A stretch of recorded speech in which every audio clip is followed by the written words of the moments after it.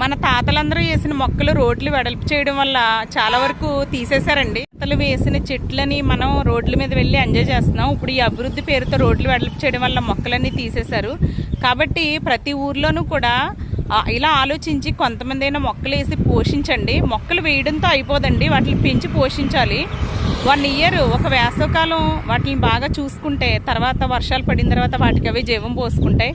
మీరందరూ కూడా ఇలా ఆలోచిస్తారని, మొక్కలు నాటుతారని, నాటడమే కాకుండా వాటిని పెంచడానికి కూడా మీరు చర్య తీసుకుంటారని, దత్తత తీసుకుంటారని, కనీసం ఒక మొక్కైనా ఒక్క మొక్క వేసి వాటికి నీళ్లు పోసినా కూడా అసలు వనంలా తయారవుతుందండి. ప్రతి ఊరికి వెల్కమ్లా ఉంటాయి ఈ మొక్కలు. మా ఊర్లో అయితే వెల్కమ్ చెప్పాలని వేశాను.